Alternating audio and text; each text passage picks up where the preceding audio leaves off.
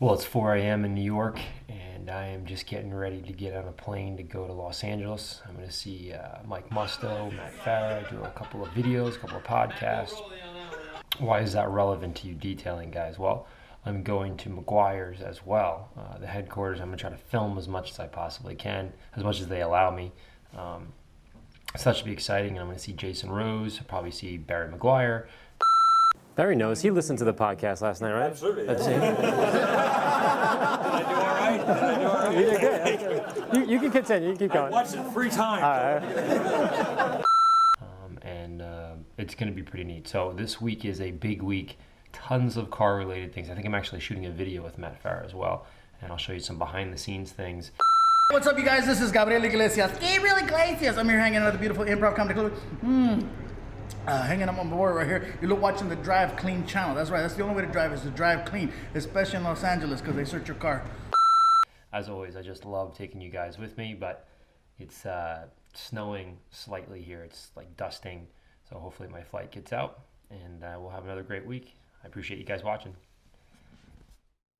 With only a slight delay, I was off to a warmer and drier coast. So I just made it to LAX. I'm waiting for Matt Farah to pick me up in the Chevy SS, the green SS. Soon after landing, I headed into podcast number 109 with Matt Farah, Mike Musto, and the boys from the Smoking Tire. All right, it's the Smoking Tire podcast. We're starting? Now we're starting. Yeah. We're looking at now, sir. We're starting. 10-something. Write this down, Mike. All right. 10-something. 10-something. Larry Casilla from, you know. And Mike Musto are in the house. Yeah. This is going to be a no. We're going to make you guys do this podcast with no plugs. There'll be no plugs whatsoever. Plug this. Yeah, AMMO, they make detailing. They do shit. They clean cars. They clean the cars over there. You guys are like Over there on 14th Street, right next to Jerry Scorsese's deli. like the Irish Spring. And Musto is probably half asleep because he just got back from film. What did you film? The following morning, I headed down to Irvine, California with the Chevy SS to meet up with my friends at McGuires headquarters. We spent the better part of a day discussing best techniques and the latest products for the car care industry. Then I headed out to the garage with Mike Stoops for a discussion on wet sanding techniques, the proper angle, the pressure, and of course the direction. This all set the stage for Kevin Brown. If you don't know who Kevin Brown is, well, you should. And in my opinion, he's one of the top polishers in the world.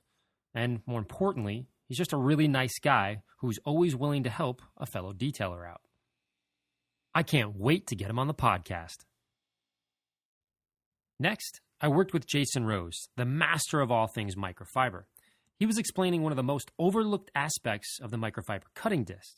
As it turns out, most people, including myself, do not evenly apply product to all the fibers, meaning some areas are left uncoated with compound, leaving dry spots. However, taking the time to thoroughly coat each fiber will allow you to maximize the cutting and finishing capabilities of these pads, no matter what the tool or its size.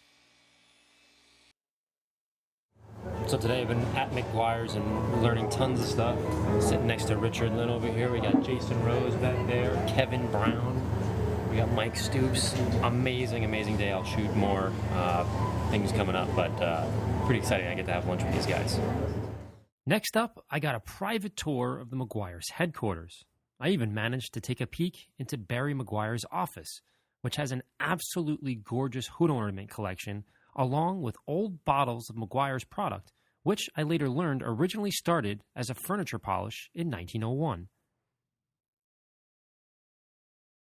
Thank you. And standing over here shooting everything. Is this going to be weird, Larry, for me to introduce you on your own footage? Just talking to camera. Steal the camera.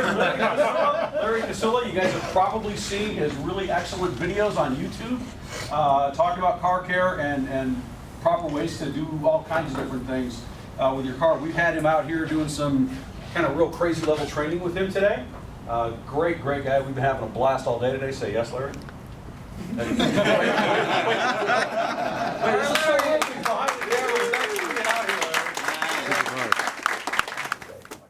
Later that evening, Barry hung out and answered a few questions from the open house crowd. But I had no idea this question was coming from a podcast listener. that's something that he said on his podcast that I listened to last night. He said that he learned from Jason Rose, and that's what Jason Rose said to him, and he was like, "Oh, why didn't I think of that?" But because he's exactly right. Every car is different depending on where it's at, what the temperature is, what they use it for, and it makes total sense. Barry knows. He listened to the podcast last night, right? Absolutely. That's Did I do all right? Did I do all right? You did good. You can continue. You can keep I going. watched it 3 times. All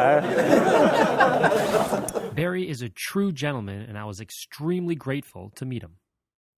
Later on that evening, under the watchful eye of Barry, I got to film an outro with all of my friends. This isn't awkward at all with Barry Meguiar staring at me right now. Ugh. You good? Good? All right. That's the point. We're like, We're good? All right. You look great. Barry Meguiar. Thanks. I know how I feel. I know, right?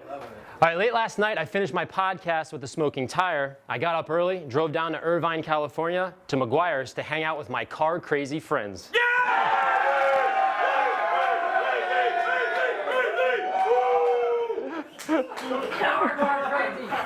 All right, so last night I went to Irvine, California and hung out with the McGuires guys. I got up early this morning, and now I'm here at Sparco. These guys make unbelievable seats, and what's really cool is I'm gonna go home with 2 of these for the Porsche 964. I'm gonna bring my buddy in, Warren. He's the general manager for Sparco.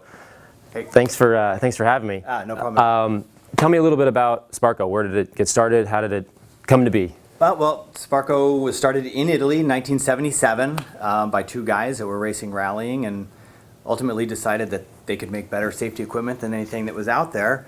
And so they started Sparco by initially doing suits and then kind of all the safety underwear and things like that. They started doing seat belts and seats, all of the aftermarket seats for racing.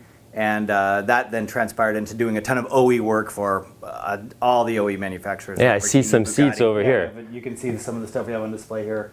Koenigsegg, Lamborghini, and you said Mercedes over here? Mercedes. We also did, in this country, we did all the seats for the Ford GT project when that was running. So yeah, we've done a ton of stuff. So all of the stuff that we do in the OE world lends to just better technology, better development, and all that stuff for all of our aftermarket products. It's amazing. And here you can actually come in and sit in all the seats. That's the purpose of today. It's hard to look at it online and say, oh, how's that going to feel? How's that going to just fit my body? And you have seats, just tons of seats in this room. So if you're in the area, stop by and you can hang out. Well, we finally just put together the showroom. We didn't have a showroom here for years. We sort of relied on our dealers around, but we found that they were all sort of specific and couldn't stock everything. Of course. They'd have a few of these or a few of those. And so we just finally needed a place here in Southern California. So many guys will show up here and just walk in the front door. We just needed some place where you can just come sit in them all and go, okay, this is the right seat for me. That is exactly what I was like. You can't exactly. So it's fun. So anyways, I appreciate you hanging out for a little bit. Glad to have you here. Yeah, more to come.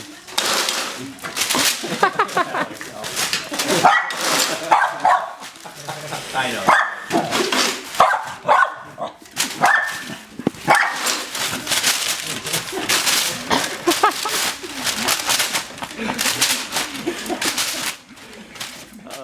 After spending way too much time playing with Warren's amazing dog, I headed back to LA to see what Matt and the gang was up to.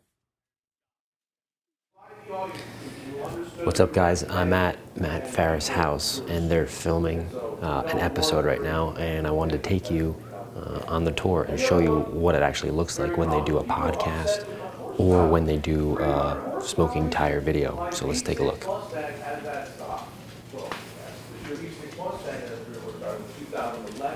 This car was in 1998, and the point of the car was not that it was a horsepower monster. In fact, this car has a better power-to-weight ratio by quite a wide margin than a current Subaru STI, so it's not exactly slow.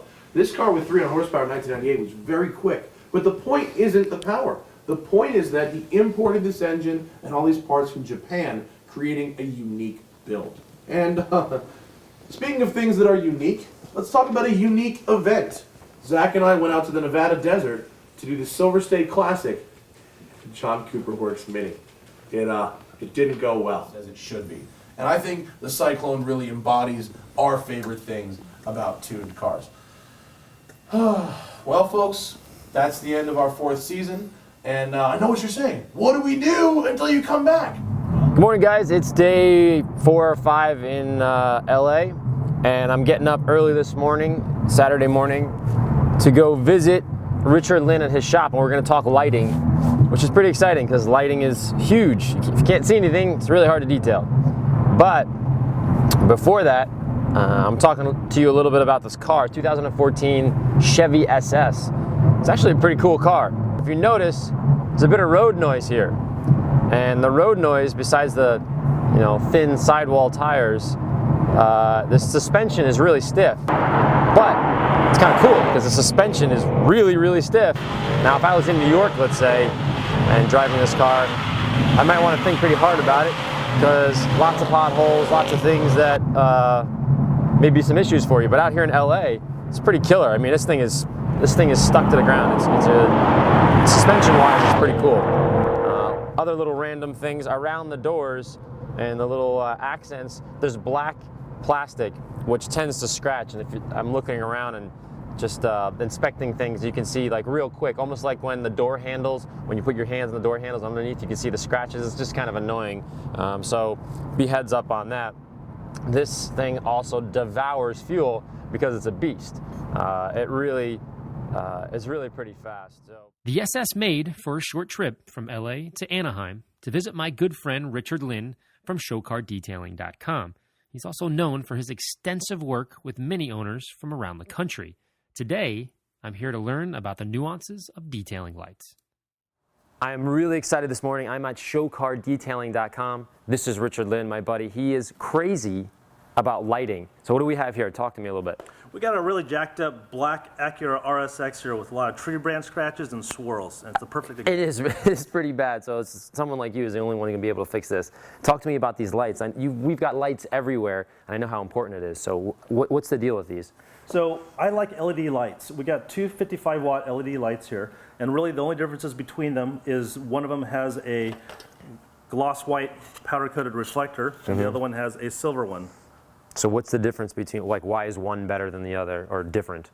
The primary differences between them is when you're looking at light, when you're correcting paint, and you're actually looking at the reflection of the light. And with a silver reflector, you find that there's actually a lot of high spots and dark spots in the reflector and the light. So like output. the bulb is really bright, and then the sides are darker, is what you're talking about? That's correct. And then with a white, it gives a nice, more uniform light output. That comes into your eyes so you can see the scratches better. Absolutely. So what we're going to do is we're going to turn on some lights here, and we're actually going to see the difference in the paint. That, this paint is really, really bad. So it's a perfect example. So we're going to pull the camera in right now and check it out. So we have the silver reflector over there, and when we turn it on and look at it over there, you see the center is really bright, but the sides. Correct, and it's darker around the sides. So there's a very bright spot in the middle and the dark sides. So you can't actually see it's not as uniform when you look at the swirls and the defects as you're staring at the paint. All right, and now this side has the white backing on it, right? Correct. So when we turn this one on and we look at it. Oh yeah, for sure. So now it's actually the light output, or the reflection of the light output, is actually much more uniform. So you actually can see more defects at one time. Making it easier to remove them. Exactly. Cool. All right, so what do we have here? This looks like a completely different light, but it's bigger, it looks stronger. Is it better? This is a 1,000-watt quartz halogen light, and it gets very, very hot. When we turn it on, you can tell that the color temperature is actually more for daylight. It's more of a warmer color temperature. It's a bit yellow. Yeah, it's actually it's pleasant on the eyes, but it doesn't show as many defects. And one of the problems about these quartz halogen lights, which are really common in construction lamps, people use them for detailing, is that if you put your hand here, you can feel the warmth coming out, which means it's actually radiating heat out to the panel that you're polishing. And the panel is actually getting warm. Exactly. And how does that affect the polishing? Well, of course, the radiated heat from the light actually affects the buffing cycle when you're polishing. So changing the compound and the polish to something different than it was, Exactly. normally. And what do we have here? So this is a 55-watt light. I can put my hand right on it, and it never gets hot. And you can actually see the difference. This side over here is very yellow. And I can actually feel the heat, ironically, with the back of my hand. And here, it's a bit more white. And it seems like there's more scratches here than here, but in fact, it's just the light sort of playing a trick on my eye. So this is why this particular light would be useful for removing scratches and things like that. And also, the wider the light is, we found that you can actually see holograms and other lighter type scratches in the paint. They actually pop out more under colder lights than under warmer lights. This is really cool, and I think for the next one, you're going to show me a light that goes on top. So let's check that out. So when I designed these lights, I wanted the way you mount the light to be as flexible as possible. So what we have here is a portion of this is the receptacle that's on the light itself. And this is a standard light spigot. I mean, this is on every light stand. And it simply just attaches like that. So basically, you can use any stand that you want. That's correct. Let me see this thing. Makes it very flexible. Now show me. So the angle of the light is very important. So when I'm polishing, what I can do with this light stand, this is a 20-inch arm, and I can take the light and position it directly overhead the surface that I'm working on. Because it's all about the angles. You want the light to become straight down. Absolutely. The best view of the light, or the best of the surface. The surface, correct, is directly on top of it. Most people will mount a light on a stand and cast it across, like on a work lamp, a construction work lamp. And we're talking about horizontal surfaces as opposed to vertical, right? Correct. So on horizontal surfaces, you'd want the light to be coming from the opposite direction. That's usually the best. Exactly. You'll see a lot more defects when it's straight on. A lot of times defects will actually become invisible if you try to cast it across and looking at the reflection of it. So having it overhead is actually the best way to see all kinds of defects. We're talking about holograms, buffer trails, swirls, and those kind of things. So we have the wattage, we have the backing plate, whether it's silver or white, and we have whether it throws out a ton of heat. Yes. So the type of bulb, and we actually have the angle. Absolutely. So there's a ton of things that we need to think about when we're using light to repair paint, as opposed to just, hey, let's turn on the light, let's grab the buffer, and let's go to town. Absolutely. Well, I want to thank Richard Lin from ShowCarDetailing.com. Gave us a few tips and tricks on lighting a car as you're polishing it. Next stop is the Peterson Auto Museum.